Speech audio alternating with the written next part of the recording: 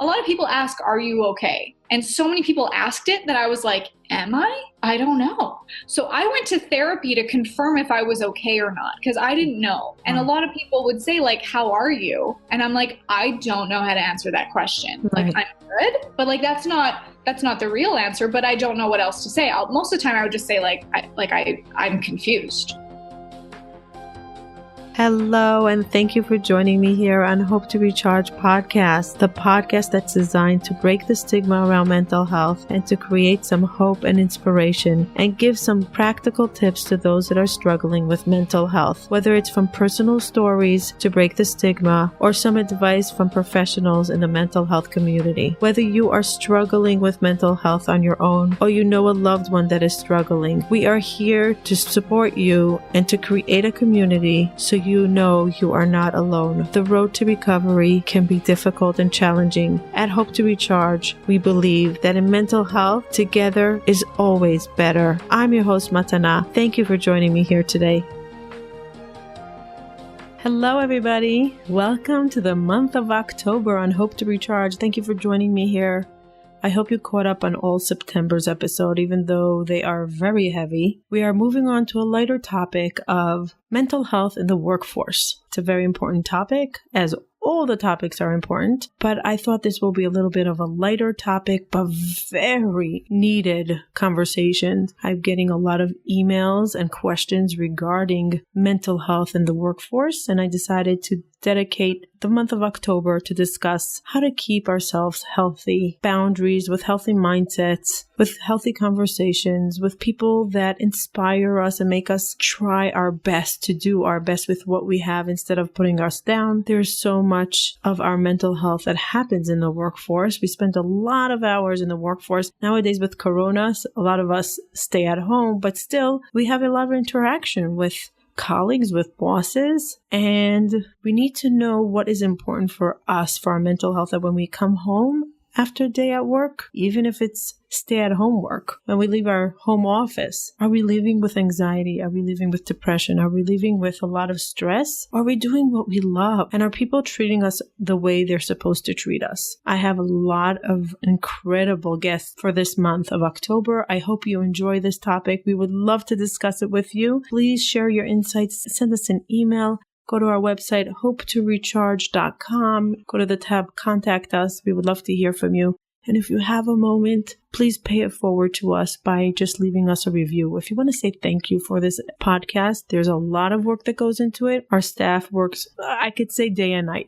Our staff really works hard in order to produce an awesome podcast for you listeners. If you enjoyed any of these episodes, you could say thank you by leaving us a review on iTunes. That will help us tremendously, and we are super grateful for you listening and for being here, for giving us feedback. Enjoy the month of October. Let's stay healthy. I'm recording from Jerusalem. I'm having an amazing stay here. I can't believe that I'm here. Still, I can't believe I'm here. I'm enjoying the high holidays with my family. Miracle after miracle after miracle. A lot of what happened for me to get here is due to mindset, which we're going to discuss a lot on these upcoming episodes. So enjoy the month of October. Enjoy the high holidays. Thanks for being here.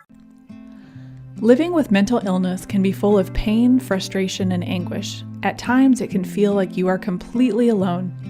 Well-meaning loved ones may not understand what you are going through and might not be able to offer the support you need. Finding the right source of support is crucial to your journey of healing. While we always encourage you to seek appropriate medical and psychological help, adding someone to your team who has been where you are can provide a much-needed shoulder to lean on. Matana knows what it is like to feel debilitating anxiety, and through her own journey of more than a decade living with mental illness, she has spoken with hundreds of others navigating their own anxiety and depression. Matana is not a therapist or a doctor, but has been able to partner with many individuals like yourself, creating a strategy toward mental, physical, and emotional well-being. One-on-ones with Matana are self-paced conversations allowing you to move forward at a comfortable pace. She'll work with you as you discover your own path and the steps that are right for you. To schedule a free 30-minute consultation with Matana, head over to hopetorecharge.com/free. That's hopetorecharge.com/ or you can click the link in today's show notes. And now let's get right back to Matana and today's conversation. Hello, and thank you for joining me here again on Hope to Recharge podcast. I'm so excited about this interview that I'm about to have. It's a little bit different than the usual interviews about people going through mental health challenges. This interview is more about how to avoid mental health crises. Crises, is that even a word? Crises in our life, and how mental health instability can come and go when we are totally okay through life, and it just hits us just in our life journey, and how we can protect ourselves, be okay with not being okay, and asking for help, and noticing what's working and what's not working. And the number one thing that I stress a lot on this podcast is, who is your surrounding? Who are the people in your close proximity of who you work with? Who do you spend time with? Your family members. Sometimes family members can be toxic. Today I have Marley Jaxx. She is a phenomenal human being. I don't really know her very well. I just follow her online. One of the things that I was super inspired by was her smile. Everybody knows that I'm all into smiles, and I'm doing the Smile a Day challenge in 2020 that I have to smile more every day. And I post about my smile of the day. And if I think about Marley, I think smile. She's always smiling. And even at moments when we're going to go into her story and her journey, she had moments of extreme pain and tears, but she always turned it around into a smile. It didn't have to always be that day, but it could be the day after or a week after. She came to some kind of clarity, and it was always with depth. And I'm like, I need to interview this young go-getter entrepreneur that captures life, that's all about living the now and understanding that some things have to come to an end in order to achieve our greater goal. So thank you for joining me here, Marley. I hope I gave a proper introduction to make justice of who you are. Oh, I'm so thrilled to be here. And that was such a kind introduction. Thank you. Marley, you are Canadian, right? Yes, Canadian. Canadian. So you were born in Canada?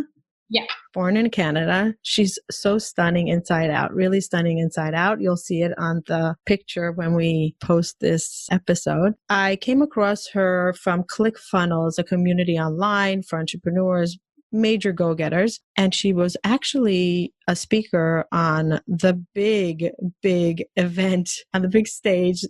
I think it was was it a month ago already? It was at the end of January, so like a month and a half. Yeah. Wow. It's like time stopped now. We're in the middle of coronavirus crisis, and the time stopped. Like a week looks like a year. So it just, we forget when things took place, but it was a big event for Marley and for the world. And it was a huge moment for Marley to be on that stage. And it was right after she had a personal challenge and a huge, should I say, hiccup in her life. She could have just stopped everything and saying, I'm giving up right now. I'm going into mourning. I'm going into devastation. But she used her community, and she used her education, and she used her courage to rise above and to say, okay, now is the time to use all the tools that I built throughout the years. And I really think that she built tools throughout the years to be able to overcome this challenge. And she works with so many mentors. She puts mentors into place and processes into place that she won't fall into the pits of depression and severe anxiety, even though there could be moments of sadness, deep sadness, mourning, anxiety. I remember some videos that she was posting about like silly little things that can trigger us through life that were big. And she just overcame them. And I was so inspired by her story that I wanted to share it with my audience to say, we can be so healthy growing up with everything we think we have, and then a crisis can come through our life, and we can either fall deep and not know how to hold on, or to put systems into place that we don't get stuck in that rut. So Marley, let's go into your story a little bit. Give me a background on, how did you grow up, your family, school? How did you get into ClickFunnels? Yeah, well, my family is pretty typical. My parents are married and still happily together, so I grew up with a really loving family. I have a younger brother from Canada. I grew up knowing academics are really important. School was really important in my family, so I went to university. I actually was a dental hygienist, and I started a little social media business on the side, and that continued to grow. I was introduced to ClickFunnels to learn how to sell my online services better. And that was really the catalyst to so much in my career. I met so many other entrepreneurs that made me feel like, oh, this isn't this weird little side hobby that I have. This is a business. This matters. This makes a difference in the world. So meeting that community was a game changer for so much. And I wanted to be part of it more and more. And I grew in the community, and I met more people. And then, like you talked about, I was a speaker at Funnel Hacking Live this year, which was an absolute dream come true. How long ago was it that you were involved with, whether you started with ClickFunnels? I went to their first Funnel Hacking Live in 2018. So it hasn't been too long. Only 2 years. Yeah. Is that when you first met the community? Yeah, I didn't even really know. My best friend, Rachel Peterson, was speaking at Funnel Hacking Live that year. So I went to see her perform. And it like that, other than that, I didn't know too much about it before that. Okay, 1 second. So I know Rachel. She's phenomenal.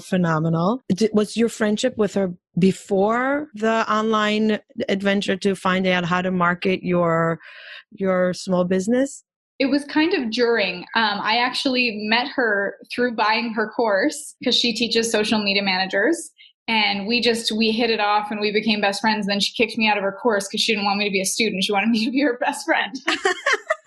Wow. I know that you do a lot of work together, and your energies really align beautifully, and you're there for each other, and you celebrate with each other, and you mourn with each other, and you just do life together. And it's so beautiful. And you're in Canada. She's in Minnesota, right? Yeah. So we travel to see each other when we can. When you can, when it's not Corona, right? So you travel a lot. So wow. So you went to see her. Well, that's when she was pregnant, right? 9 months pregnant on stage, right?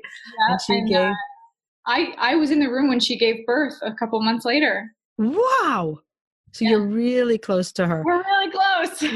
Yes. So Rachel is like a big guru with online marketing and funnels, and she's just a great human, a really great human. Awesome. And she also has such a story of courage in life, right? So I see how you connect. So you spoke on stage, and that was like a dream come true for you, but it was in the middle of a big life change. So let's talk about that a little bit. When did you get married? Take us through that journey a little bit. It was crazy because it was the biggest moment of my career and all eyes were on me, yet my marriage had just fallen apart and I had just announced it publicly 3 weeks before. And I hesitated with that because I was like, do I announce it before or after this big event? But I knew there were going to be so many people watching me. And also I changed my married name to Jaxx now. And I didn't want the exposure with my married name. And I didn't want people asking about him or asking where he was. So I decided to announce it ahead of time. And I knew it felt like a risk because I didn't want to be painted as like the divorced girl, or I didn't want people giving me sympathy and feeling like, oh, poor you, which I did get. And I know that it comes from a good place. I'm never offended when people are caring and sympathetic, but it was also I felt like it was part of my role too, to turn that around and go like, thank you so much for caring, but I'm fine. Yeah. But we got married in 2016 and it ended in 2019. I feel like it was a bit of a long time coming before it finally ended for good. And the easiest way that I explain it, I'm happy to go more in depth, but when like surface level, when people ask what happened, it's just, we got married when I was a dental hygienist and that was the life that he signed up for. And then I grew into an entrepreneur and we didn't grow together. I think that's such an important lesson. And I talk about this a lot with my friends and sometimes on the podcast, that sometimes we get married young. We have a vision. We have a dream. And we didn't develop into ourselves yet. We still didn't find who we are. And sometimes it's not, even if we can be 40 and we found ourselves, or sometimes we just grow in different directions. I just interviewed a psychiatrist and he was telling me about a loss that he had in his family. They're both psychiatrists, him and his wife, and they lost a daughter to Tay-Sachs. And I was asking him about his relationship. And I said, is your relationship now so much better now that you went through crisis together? And he says, you would think that that's the happy ending that everybody wants to hear. But sometimes you go into a place that you need to refine yourself. You grow in different directions in order to survive or to learn, explore. And then you realize that you're in different paths in life. And you have to, the next chapter is either finding the way back to each other if you're both willing, or to just realize that that chapter is over and it's never going to be like that again. I think what you're saying is like, let's wake up and know that it's okay to not be the same when we were young, and we can develop differently. And it doesn't mean that we're bad or evil. Absolutely. Yeah. It's just, I was going one direction and he didn't want to come with, and we struggled with that for a while. And then eventually I was the one that made the decision to say, you know what, we gotta both find our happiness. And apparently it's not with each other. I want to talk about these moments of trying to build your business, trying to find your passion, really working days and nights as an entrepreneur. We work so hard to find what really matters to us. And sometimes it's a very long road to get there. And having the right support, I think, is basically our gas tank. And if we're not pumped constantly with gas from our support, it's very hard to continue. We're depleted. We're run out of gas. That cheering on that we have to get from loved ones is so important. And is that what you were saying that you were lacking? Can you give us a little bit of a description? What was happening when you were trying to build and he was kind of not there cheering you on and not happy for you? Yeah, it feels like a deflated balloon. And you know that saying of like, you are the average of the 5 people you spend the most time with? Right. I think that's exponential when it's your spouse, your partner, your family. And we had struggles interpersonally and between us that, and he has his own journey and I have my own journey. And it was hard to feel, you know, there's also this saying, I have had therapy. I have had amazing therapists to support me through what I went through. And one of them said this thing to me about how when someone is succeeding and they don't have the people around them celebrating them, it's just as painful as grieving and not having the support. So true. Yeah. And I just having that pointed out to me made me realize why things felt so hard. And especially when it's your partner, when it's the person you want the most to be your biggest fan. And I've learned so much through this marriage, through this breakup of what I want. And I want someone that's going to be my biggest fan. And I want someone that's going to call me out and push me up. And again, like you said, I was young when I got married, and we could have grown together, but there were things that we weren't capable of or didn't know at the time. Do you think that he saw this coming in your personality when you got married, or this came out of left field for him? I think it was easy to see that I was ambitious. I don't think we would have guessed that I would have started a business and had as big of a business that I have today.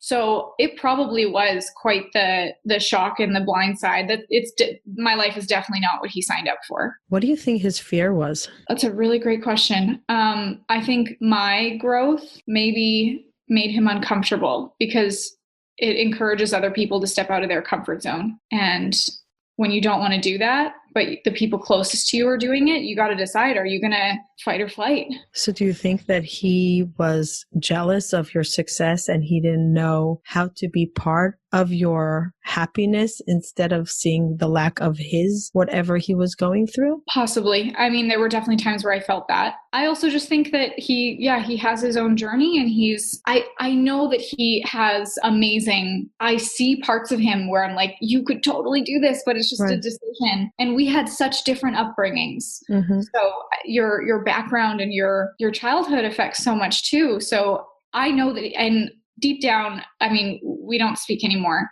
but he is deep down a good person. I would never try to take that away from him, but also I need to have space to to keep that relationship just, well, it's not even, I can't even say keep it a healthy relationship. It's just, there is no relationship now because that's what's better for us. Keeping the boundaries that you can continue and move on with your journey and put that part aside and not let the history come into the present. Yeah. So when you're going through 4 years of marriage, right? It was a little under 4 years. Yeah, under 4, yeah. Right, under 4.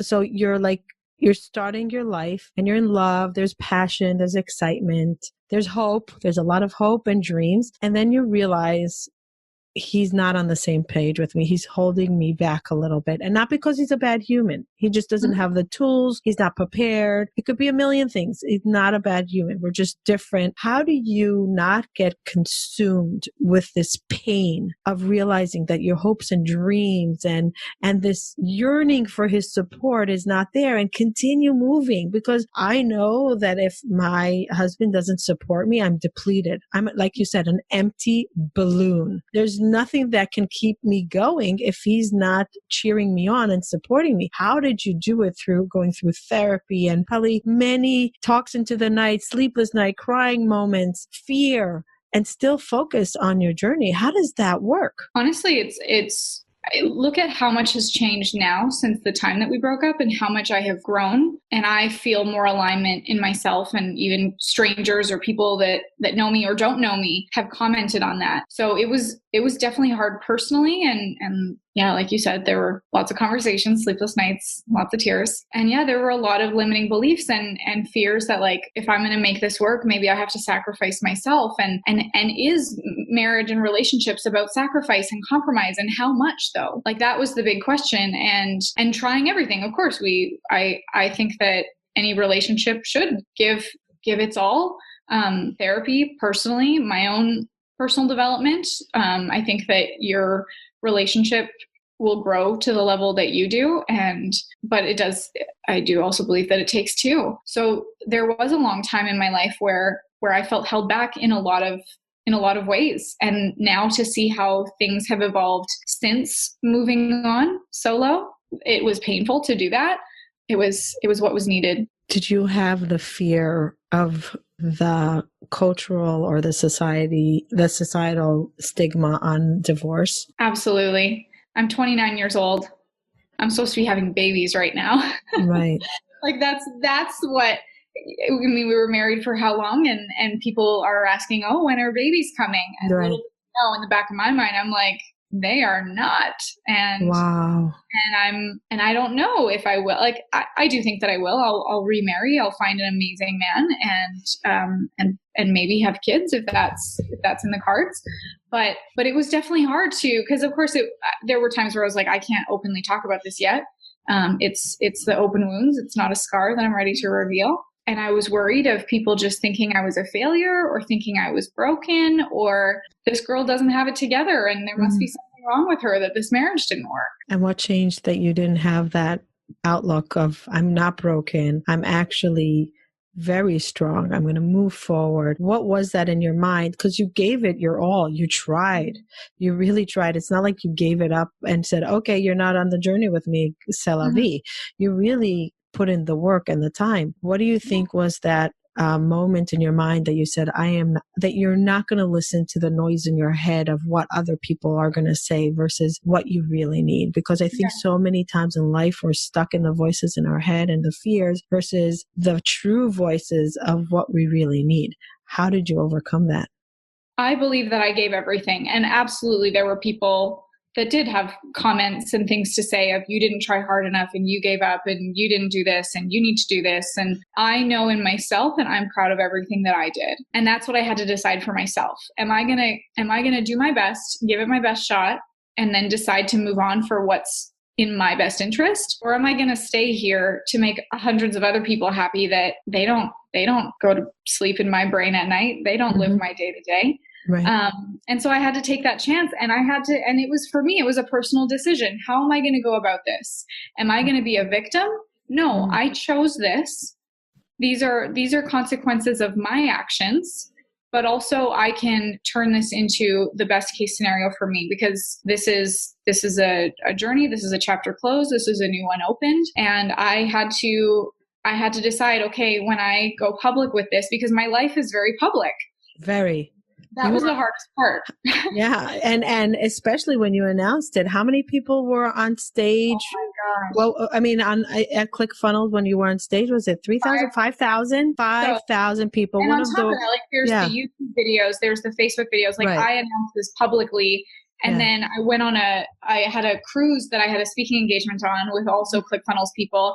And that was my first time in public as a single woman, as Marley Jaxx. It hit me hard. I was so glad to kind of have some transition, but really it was only 3 weeks from the time that I posted the video announcing it to the time that I hit the stage at Funnel Hacking Live.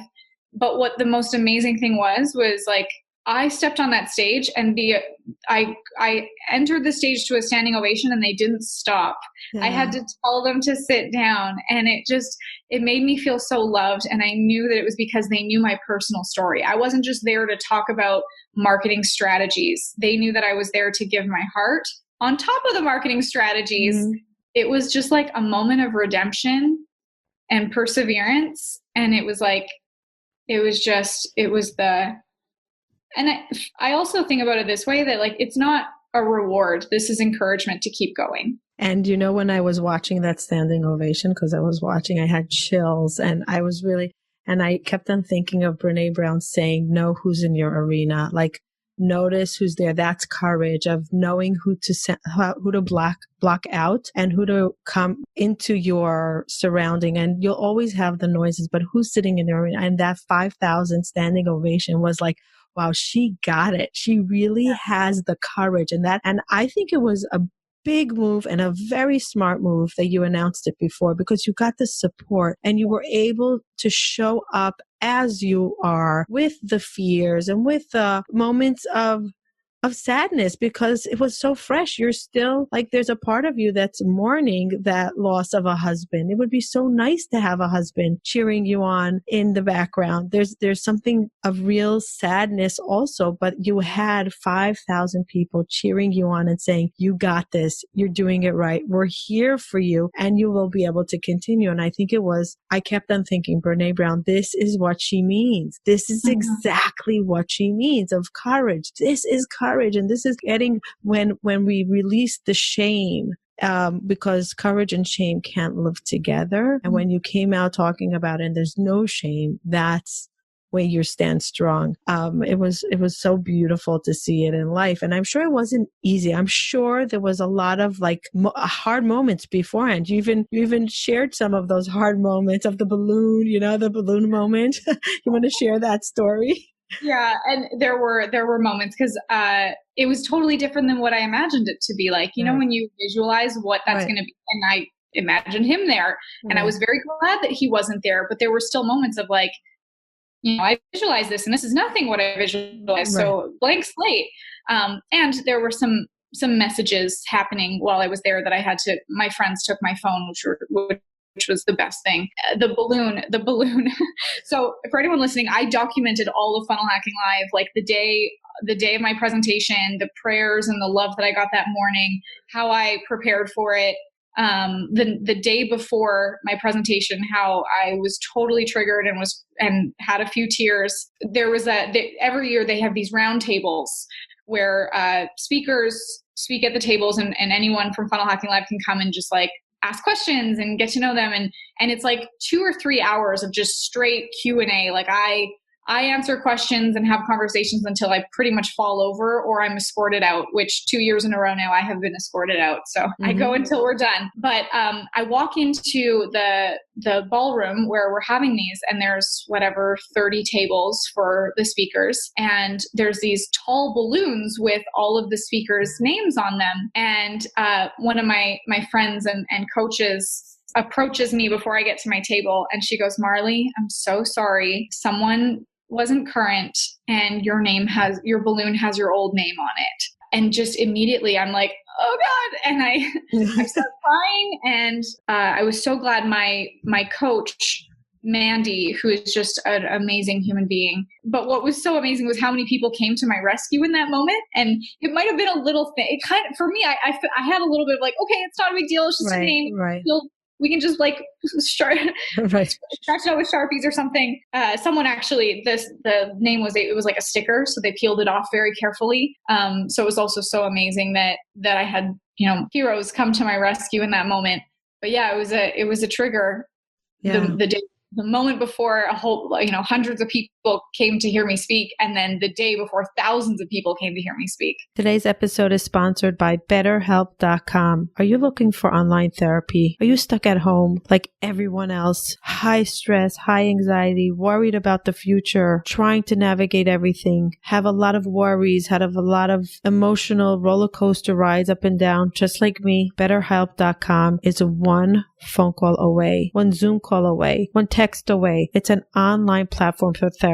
It's so perfect for now, for coronavirus, for what people are going through now. We can reach out and get the perfect therapist that meets our needs. Don't wait. Check them out. See if you can find somebody. Don't struggle. They're so affordable. They are so affordable. You're sitting at home. Every therapist is working online now. Reach out and get help you need. If you are struggling, don't struggle in silence. I am so grateful that they are giving us 10% off the first month so you can get affordable access to therapy. Go to betterhelp.com/hope to recharge. betterhelp.com/hope to recharge. Start your wellness, get help, get support you need. I think that story just highlights how important it is to put people in our surroundings when we're going through, like good people that we know that got our back and are going to be there for us when we are triggered out of control with something that seems maybe silly for someone, but they're like, it's irrelevant if it's silly or not. We got you. We understand. We're going to be there for you and we're going to support you. I think one of your biggest tools that you had in your toolkit to survive was that you surrounded yourself with really good, supportive people that are there for you no matter what your decision is, and they're there for your good, not for your decision. I want to go a little bit into that. How did you learn to surround yourself with good coaches and good mentors and good people? Because that's a skill and it's so important for life, for any situation. And it's something that people should learn from very young. Yeah, that's so interesting because when you say that, I can think of people who don't want to hire coaches or mentors because they feel like they should do it by themselves. And I know where I felt that in my past, where I felt, I have to do it myself so that I can take all the credit for it. But that's so limiting because there's these people who are successful, that they've done it, that you can stand on the shoulders of giants and get there further and faster. I think for me, it was just like, even from a young age, when I was in school, when I was in sports, I had coaches. When I used to do acting, I was in drama when I was in high school. So I had coaches for the stage and stuff like that. So I always knew the value of coaches and just mentors and good people. And I think I always looked for them. Like if I didn't have a mentor, I felt exposed. I felt insecure about, who can I lean on right now? And so that's so important for coaches and mentors, but also the people you have around you in your inner circle. And I have so many people around me. Like I have this audience too of people that follow me on social media that I consider friends, or that I get to know just from, people who comment on things. But then I also have this like inner circle of friends who know everything, the good, the bad, the ugly, the dark and the deep. And I can't imagine getting through anything without having that. Even like coronavirus going on right now, we're on lockdown, we're in our homes and isolated, but Thank God for the internet that we don't have to feel completely alone. Right. Do you feel that having your mentors, your support was one of the biggest things that got you through this hardship and didn't have you just give up anything and go into like a deep depression and say, I'm done. This is it. Oh, I easily could have done that. And to be honest, like there were days where I had to be like, I'm staying in bed today. That's what my body needs. That's what my soul needs. We need to do this. Right. And I think that's so important because I've also experienced grief years ago with a family death where like I did not grieve in a healthy way. And that only sets you back further. So this time I knew better to listen to my body and give myself what I needed. But I also leaned on those mentors to help me navigate this because I've never been through this before. Even Alex Sharfin, who is one of my just best, he has changed my life so much.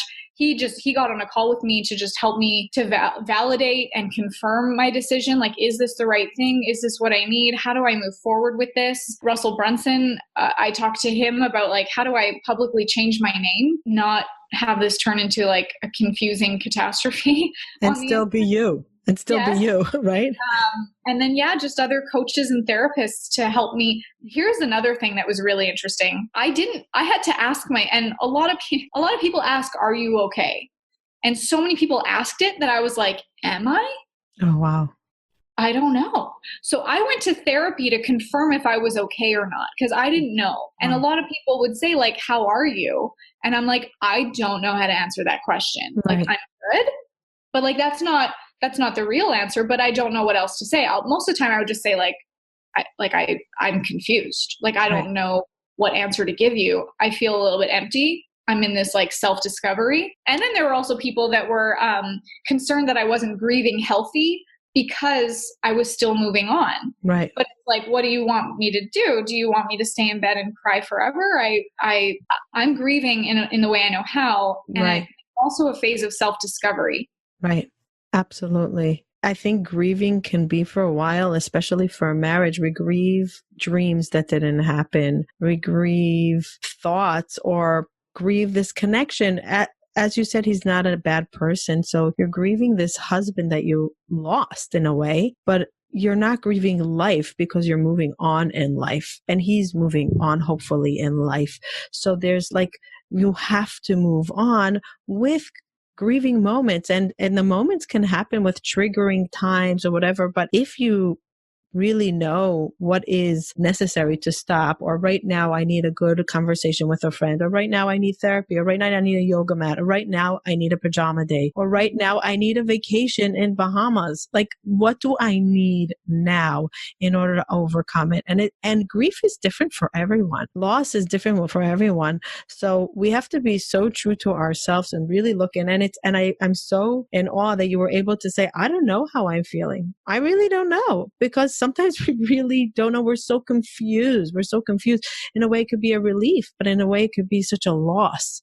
And it could be together. It could be at the same time. And it's confusing. It's really confusing. And it's so nice that you had this support and also the clarity that you had that to say, it's okay to not be okay. Mm-hmm. And I could show up like this on my YouTube and share it. And it's going to be a moment that they will remember. And maybe I'll inspire others to look to see, are they getting to their goals? Is someone stopping them? Is there, maybe you motivated people to go to therapy to figure out what was going on. Not actually getting divorced, maybe just to get therapy, maybe to look inside and say, oh, wow, if Marley did it, maybe I could also do this. Maybe I could also have what I dream and what I want and not have things stopping me along the way. And it could be not in marriage relationships. It could be in so many different aspects in life. And we sometimes forget to check in with ourselves and say, okay, how am I really feeling now? Is something stopping me from my dreams? Am I achieving my goals? Why? What are my goals and the why behind them? And sometimes it changes and we need to be aware of it. Yeah. And I did get those messages from people saying, you stepping out and saying that and you taking this action and seeing how you're moving on is inspiring. And with whatever they're going through, I definitely heard from women in unhappy marriages. I heard from people that with other situations that had nothing to do with marriage, but could still resonate with my story. Mm-hmm. And to know that my vulnerability helped other people to feel strong or to give them permission to go through what they need to go through, that made it all worth it for me, even if it was painful. And it was a lesson for me to always show the reality. Like, we see too much Instagram filtered, fake stuff on the internet, and the reality, the real is that's what's going to connect people. Yeah. What is your dream now that you went through this? Do you, besides social media, do you want to do something with supporting people that are going through life challenges? Is there something that you want to, is there a new path that you want to take? One of the things that got stronger in my content for sure is helping people tell their story. Because that changed everything for me. Before, I would share the strategies and the tactics and how to grow your business. And now I still share those things, but on the foundation of my story and who I am. And that makes people trust me, and that builds the relationships. And that's more important to me than the money in the bank account. And it still fuels the money in the bank account. Right. But I help other people to build their stories and to understand their stories and how they help other people. And I don't think that will ever go away. That's so important to me. And teaching people how to use their charisma to connect with people. That's nice. That something was born out of your pain, and the pain wasn't something for no reason. You know, the pain was going to help others share. When they share, they're helping somebody else. So it's like a domino effect. When we're in coronavirus crisis now, very unknown, like a week ago was so different than today, right? Every day there's a different challenge, a different unknown, and the world is developing so much faster in the last month than in years. So taking your situation of the unknown, you were in a very unknown situation and fear of going forward or fear of just living. What tips can you give the audience when living in fear of the unknown? How do you get through the day of anxiety, sadness, depression? What do we do in order to put one foot in front of the other and not let fear hold us back from continuing? Well, the unknown can cause fear, or it could cause anticipation. So there's different ways you can look at it. That I can go, I am afraid of what's ahead of me, or like, I can't wait to see what's ahead of me. And there's definitely the balance of that, of like, you can go back and forth between that within seconds. I definitely had to, like we talked about before, listen to my body, give myself what I need. And sometimes that was silence, and sometimes that was people. Sometimes it's surrounding myself with distractions and conversations, bubble baths, good food. I slept a lot. I needed to sleep. I think my body just needed time for me to process and integrate and dream.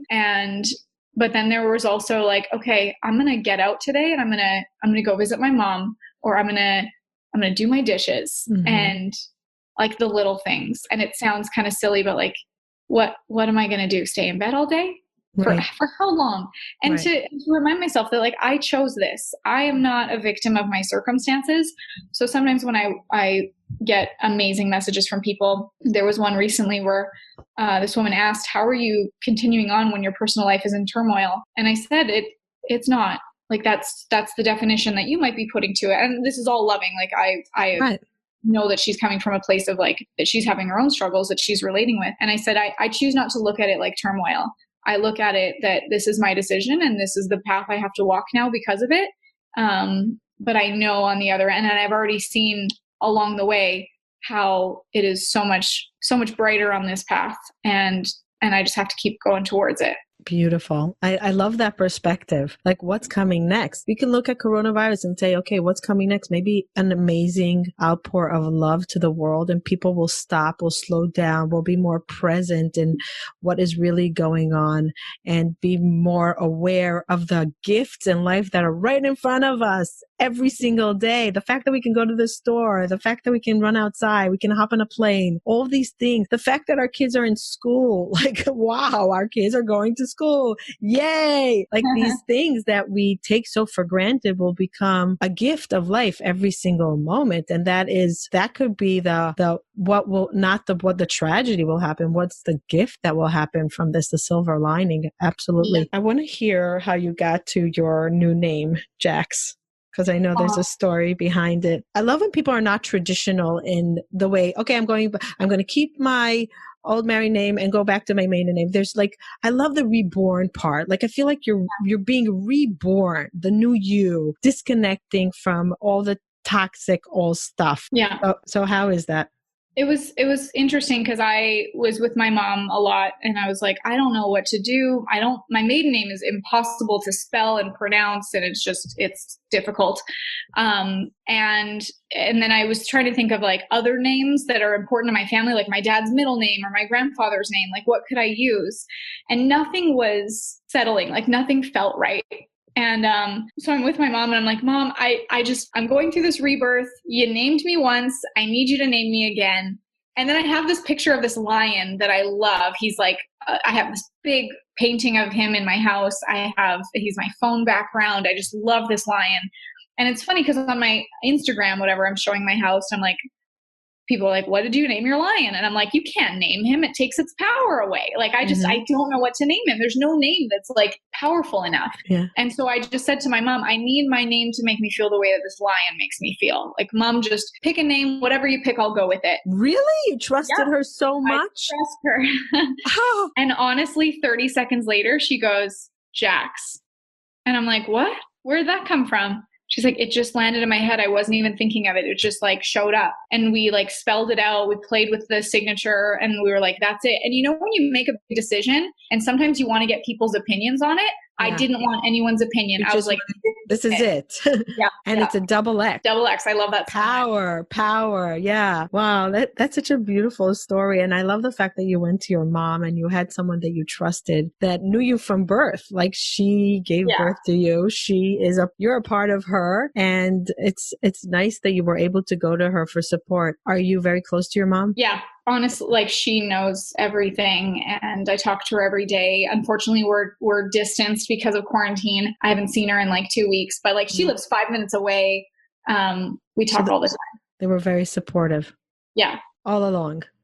Yeah. Oh, absolutely. That's great. That's great. I want to ask you a few last questions, even though like I want to hear more of your courage. Do you have hope for new love and a new adventure and you are willing to give up the old story to open a new chapter? And do you believe that you can have it? Yeah, absolutely. I do.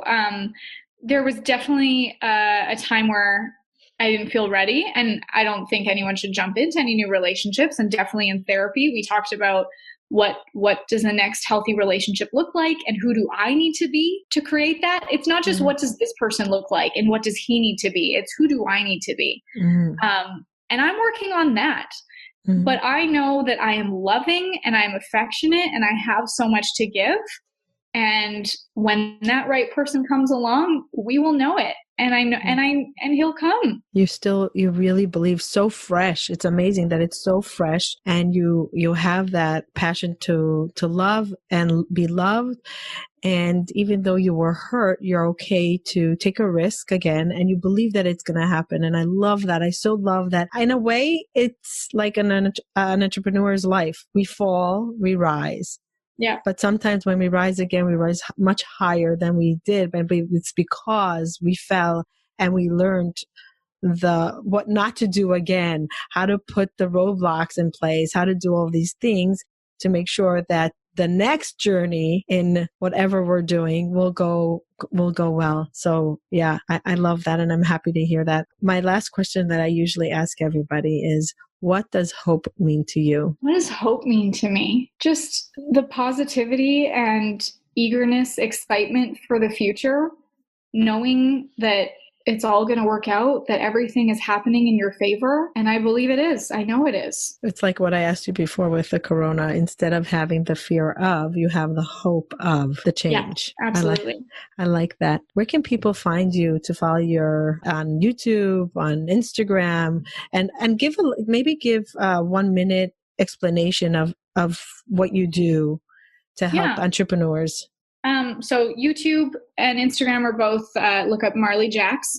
On my Instagram, I try to be a stand-up comedian. On my stories, yesterday I was rapping and playing the piano and talking while playing the piano. I'm trying to be entertaining during this coronavirus to entertain the people. So that's always fun. Join me there. And what I do is I help entrepreneurs to build their audience, scale their audience and ROI through video, to share their story that's going to help, sell their products and services and get visible online. And like I talked about before, I love helping entrepreneurs to discover and share their story. So video is your gig. Video is my gig, building a YouTube channel that can create omnipresent video assets that can sell your content for you on evergreen. Do you have courses online? Yeah, I have a 21-day challenge that's so fun. And all of these entrepreneurs in it are like the most amazing, purpose-driven, inspired, impactful entrepreneurs. It's so fun. And is it the technical part of it also? Like how do you record a video from your phone or from a computer, and how do you crop and put the music, all that stuff also? Don't do as much of the like how to edit videos. Mm-hmm. But in the challenge, we talk about like what's discovering your message, your offer, how to position a video to share your message and then sell the offer, how to distribute your content, how to repurpose your content so that you have content that's like having a salesman that sells your product around the world, around the clock. On your vision board, and I'm sure you'll have one, what's in 5 years from now? Ooh, big business, books, shows, people around the world who I'm able to impact, and the happiest, most loving marriage and kids. I love it. I love it. I know that Alex is one of your mentors. He's phenomenal. I think one of the most powerful speeches I heard from him was about momentum. Mm-hmm. I love that speech. And whenever I feel depleted with anything that's going on, if it's just like lack of sleep, or I go back, I have it in a folder and I watch his momentum speech, because it's all about momentum, that we tell ourselves stories in our mind that keep us from moving forward. And we have to play the right story in order to move forward and to be okay and to learn when to stop, but to know that we have it inside us and we can really move forward even when we feel depleted. But it's okay to take the rest, and it's okay to not feel okay, but to know that tomorrow's another day. Tomorrow we can feel better. Tomorrow the sun is coming up again. It might be gloomy today. Tomorrow the sun is coming up. And to remember what we are like when we have the momentum, when we have the cheerleaders, when we have the excitement, when we're on that stage, like we were on that stage, like remember that feeling and bring it when we're a little bit lower to rise us up. And I wanted to end with that because Alex really like helped me out a lot with that momentum clip that he shared with the world. Is there anything that you would like to share as a tip for my audience that are struggling with mental health and sometimes are in bad relationships and they're not getting the support? What could you give them as a last tip? Take care of you. Find your people. Self-care.